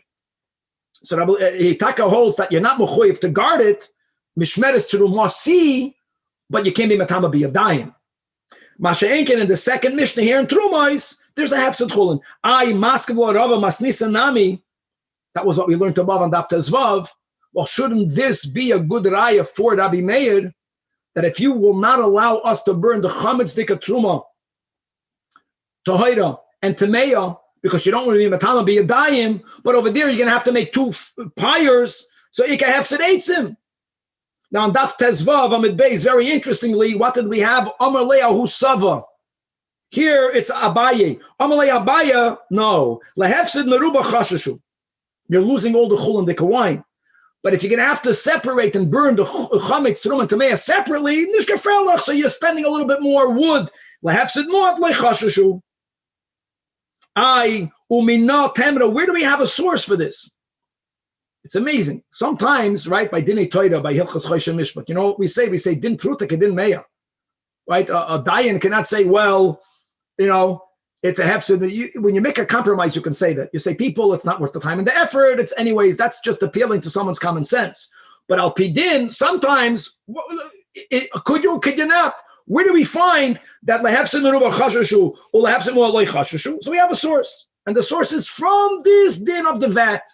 So we learned on Daf Tezvav, we just learned right now when we're chazering the din again of wine. Let's have the same exact case by oil. Ukeminig the Baraisa that elaborates. Now oil, as we'll see in a moment, if oil that is truma, same case, there's the upper vat, the bottom vat. The bottom vat has oil, chulin, tameya. The upper vat has oil of truma, that's tohira, but it's leaking. And again, and the oil, if the oil is going to go down to the lower reservoir, it's going to become truma because there isn't enough ratio to be mavatalit. And now it's going to all become truma tameya. Now by oil you can burn. Oil, if it becomes tamei, truma tameya is mutter bahana. Only kachim that's tamei is asr bahana. Now, what are you going to do with wine that's tamei? We'll see in a moment. Whatever normally you can do, you can't do in the case of the Mishnah. So that's a full loss. That's why by the next case of the oil, the din will be different. The Tanya chavish shel shemen truma. So up there you have shemen tohira. Underneath it you have a reservoir holding on to shemen. That's chulin. That's tamein. So says the Braisa, Moide Rabbi Eliezer li Rabbi Yoshua that she'im yachal hatam and riyas v'tara yatzil. Even though the rest will get ruined, but the imlav, Rabbi Eliezer is moida to Rabbi Yeshua, tered v'titma ba'al yitamena biyad. Here by oil, you have to let it flow down. Now we're going to have on Daf Chaf Aleph. What are you talking about? It should be moida Rabbi Yeshua to Rabbi Eliezer. Rabbi Eliezer was the one that says you can never be matama biyadayim. We're going to answer that question on Amud Aleph. But first, the concept that by oil, everyone agrees that you have to allow the oil to become tummy. Now the question is, why are we being more machmer by oil? It must be because of the concept of hefsid muat. Oil that becomes tummy, and a chanami, the kohen cannot consume it, but he can use it for his fuel, for lamp, for cooking, whatever. By wine, there's nothing you can use it for. And taka, that's the rule. A hefsid meruba, you can be matamed biyadayim. If it's a hefsid, but muat, you cannot. The question is only, why are you saying that de facto the shemen is hefsid muat and the wine is hefsid meruba? Reflecting a matter, shemen, that you're saying it's not a full loss because the royal lahadlik, correct. But yayin, even when yayin of truma becomes tamei, royal is ziluf. One of the usages of wine is that they used to take wine that has a good aroma and they would sprinkle it in an environment to make the environment smell good. So also, if the wine becomes tamei, but it's still good, leziluf. So again, it should be only hefsid muat. And if you're going to tell me, nah, but the wine used for ziluf doesn't have to be good wine, it's considered a big loss. The chitem is ziluf lav milsa, it's not significant. It's not true. It's not true. That when you drink wine, how much money should you spend for that wine? You should spend, he's giving an example that for every, for shoysin, a lug, for the viasin, spend one seller. Wine that you are buying to do ziluf, spend double. Spend 2 selah for 1 lug. In other words, Ziluf was something very significant, and people spent money for it, and the kasha is back up. Even when wine of Truma becomes tummy, it could be used for Ziluf. So there's no hefsid meruba. So why did Rabbi Yeshua allow you to be metamed biyadayim? So answers the Gemara. I'll tell you practically why. You know when wine has a good aroma, when the wine is already aged a little bit. We're speaking about the wine in a gas elyon. It did not even begin to ferment. It's called chadash. Chadash wine does not have an aroma yet. Even though now it doesn't have an aroma, but hold it in your house for 30 days, for whatever time you need for it to get an aroma, and royally yashnoi, and make it old.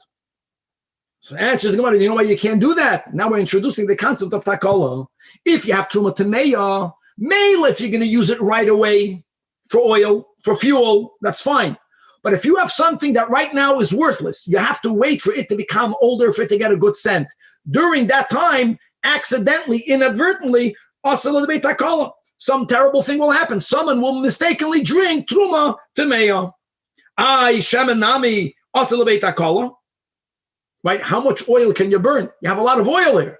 So it must be that the case of the Braisa, where everyone is minded that you may not be metama the shemen, let it go into the chul and tameya. That's because the Ramaleh claims. Because when you have truma, oil, truma tameya, that you are going to use for fuel, you put it in an earthenware utensil, which makes it disgusting.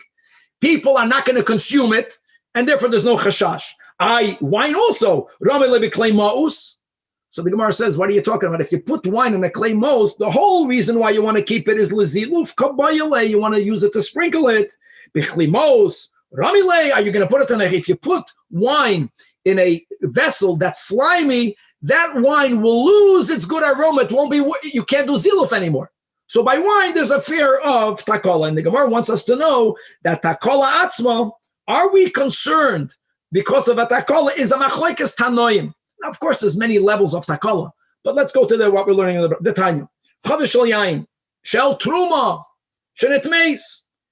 What do you do with it? Again, truma, you can have hana. Use it for ziluf. Beishamai says tishafech chaval. Interesting lashon. Rashi says chaval means in one go. Don't use it for sprinkling. Spill it all out. Obviously, that's what we're saying, right? It must be because the Beishamai is afraid that if you're going to designate this wine leziluf, someone accidentally will come to drink it. Beis Hillel says no. Tas is ziluf. So l'chayra, Beis Hillel is b'chlal not chayish for takala. Now let's keep on learning this braisa. Amar Rabbi Shmuel Rabbi Yosi the Tana. Ani achriya. Guys, we just had this concept on Daf Yud Gimel. Achriya means I will tip the balance. Shitas Rashi learns when you have a three-way machlokas tanoim. If the third one either fully agrees with one, or even if in one case he agrees with one, in the other case with the other, that creates a roiv. In that area, the third and the first. In the other area, the third and the second. That's called a machriya. And we've since halacha keroiv, so he says, I'm going to make a statement and everyone is going to follow my halacha. And that is that if the wine became tama basada and ziluf, you're going to have to take the wine and bring it back into the house. In other words, you're going to need to spend more time before you are even able to do ziluf. In a larger time frame, there's a greater chance of takala. And indeed, here I will hold like Beis Shammai that tishbay chaval. But if the truma of wine became tamei babayis, since doing ziluf, people did ziluf in their homes. So you don't have to spend that much time until you do the ziluf. Here, tasa ziluf. That's one version of what he said. Ikada amri, the chadash. He made a difference between chadash and yah. The chadash, since chadash has no aroma, so for you to use it for ziluf, you have to wait until it gets old. Here, you have to spill it out like Beis Shammai tishbei chaval in one go because takala. If it's already yashan, then you can use it for ziluf, according to the latter version, even if it became tamei basadeh, since it's already with a good aroma, you can bring it back home to right away use it for ziluf. But he worded his shita ki'ilu, he's like this machriya. The Chachamim disagreed with him. Amrullah, tell the Chachamim to Rabbi Shmuel ben Rabbi Yosi, Daf Chaf Aleph. This is such an important line. Again, we had this on Daf Yud Gimel. Ein hachra'as shlishis machras. A third opinion is not called a machriya. And here again, Rashi points out, if Beis Shammai and Beis Hillel would have said that their opinions is based on takala, and Beis Shammai says we are always afraid of takala, Sport.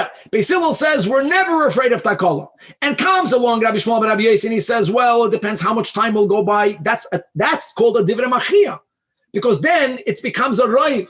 But since Beis Shammai and Beis Hillel never mentioned Bayesada, they never mentioned Chadash Yashan, we don't even know if the reasons for Beis Shammai and Beis Hillel has anything to do with takala. Rabbi Shmuel has everything to do with takala, but that's called a third opinion. They never mentioned that. So therefore, there's no das machra'as. Okay.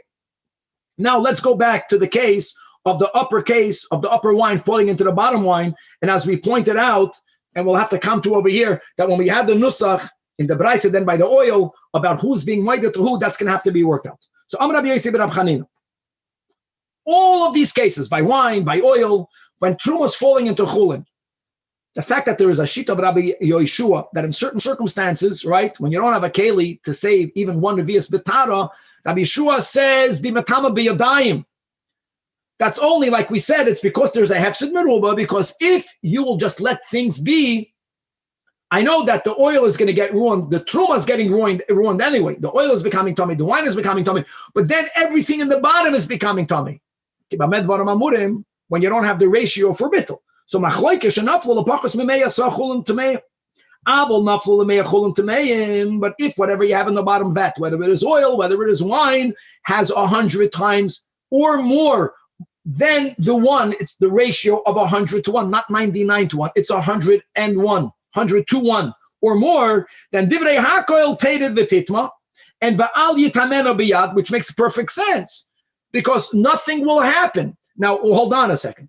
What taka happens when you have some truma that falls into a lot of chulin? When it doesn't make it into a mixture because there was a bittul, it's not that the Yisrael can eat it all up. If you have one apple that falls into a barrel of 100 apples, truma into chulin, it doesn't make the chulin into safek truma. But you cannot eat 101 apples because one apple doesn't belong to you. You have to take one apple and give it to the kohen.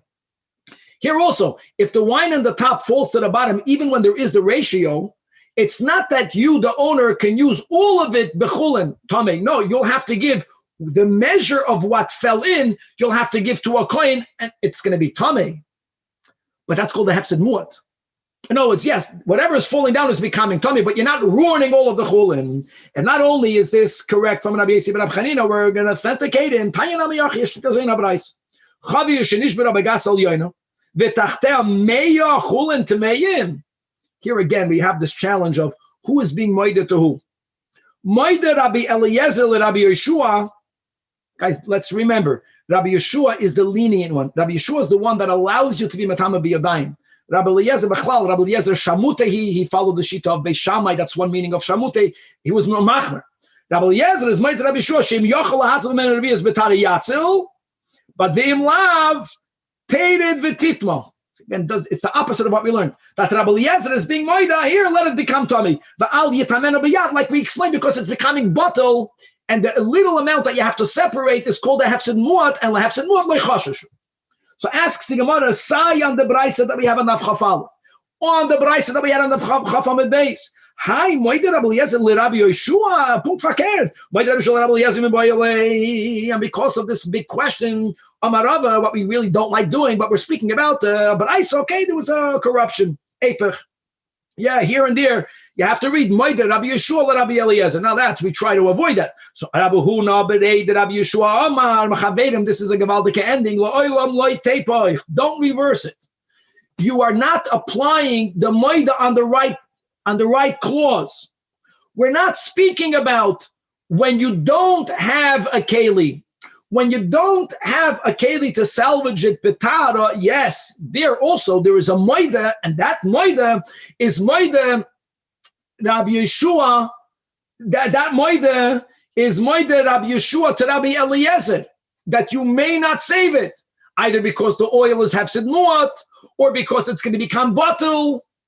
The moida Rabbi Eliezer to Rabbi Yeshua is about the first part of the statement, which is that if you have a keli that at least can contain a revius, everyone is moida that you should save the truma betahara, even though it's going to mean that if you're spending your time doing this, all the remaining will become tamei. That what happens if the keli that you have is a keli shetoichei tar v'gabei tamei? Now we're connecting everything together. What did we learn throughout our sugya? That mashkin, a side of mashke of the zav, a mashke of azav, the roik, the meraglayim. Oh, that has a din of an av. If that liquid touches the keli midoy raisa becomes a rishon. I know that, but normally mashkin are tamei on the level of a rishon. And we are going with the shitas that hold that mashkin cannot be metama a keli, right? Cannot be metama a keli. Even the shita of Rabbi Yehuda chazar boy, mashkin cannot be metama keli. But midrabanon we learned, mashkin that's a rishon is metama keli. But then we had a problem with that, and that is that if the chachamim are going to say, this keli touched mashkin, so this keli becomes tamei, what's going to happen if truma falls into the keli? If you have a rishon, midrabanon, it makes the keli into a sheni. Now we know truma goes until a shlishi. So if truma had contact with that keli, the truma is going to become tamei. But that's a truma midrabanon. When something becomes tamei midrabanon, it's talui. You can't burn it because it's not tamei d'oraisa. You can't eat it because it's tamei d'rabanan. So when truma becomes tamei only on a level of the rabbanan, I need to remember that it's only tamei midrabanan. So Chazal said the following: that when a keli becomes tamei midrabanan, if the source of tuma touches the outside of a keli, we're not speaking about a klecheres that can never become tamei from the outside. Only the outside becomes tamei, but the inside is tahor. Like this, where do we find such a thing? Either tamei or tar. That's a raya. That's a reminder that the whole keli is only tamei midrabanan. That is the case of the Brais. Sayin daf chafal of Sayin daf chafam base.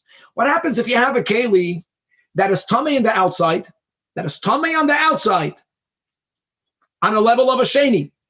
Sheni is metama truma. It's tied in the inside. Same case of the vat. You have a keli that's tied in the inside, and you want to should you spend your time and effort to salvage that revi'is? You have an option. The option is you have another keli that's humongous, but it's tamei. And if you put that keli there, then none of the chulin will get ruined. So here, everyone is maida.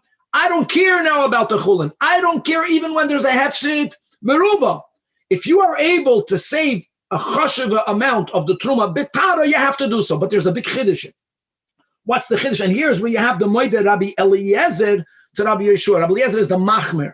That what mal the tema? I would think that if the keli that you have is nishtas tamatar keli, it's a keli that's only the inside is tar, but the outside is tamei. That I should be afraid that if I'm going to use this keli, who says all of the liquid will only go on the inside? Maybe some of the liquid will touch the outside. Nigzar dilma nagabay gabay. Maybe some of the exterior will touch it. And if that were to happen, it's going to become tamei midrabanan. So you don't even know for sure whether you're going to save it or not. And maybe say, that such a keli is a keilu, it's not here.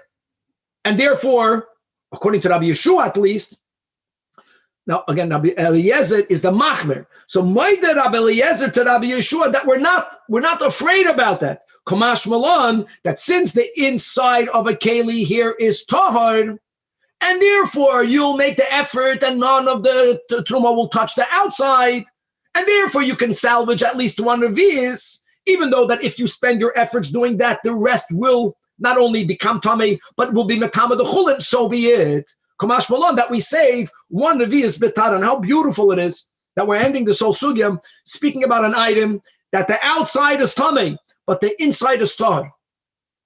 And we are using this keli. We're not afraid that the outside will impart tuma because the contact will only be with the inside. And how is this not true when it gets to all of us? That even if a yid, God forbid, is not yet in the outside tahor, but the inside of a yid is always tahor. And not only is the inside of a yid tahor, but when you connect to that yid, but you're connecting with the yid's inside, don't be afraid that there's going to be an imparting of tuma. No, avad nisht. A yid is a yid, that our innards are tahor, and adarabah, the insides eventually will spread out to the outsides and be metired that as well. Kamash malan, that we may use such a keli. With this, we say that at Hadran Allah, we will return to you. And God willing, tomorrow, we're going to fully come back to PESACHIM. with the second chapter, with the second Perek Kol Shah. Wow. That was good.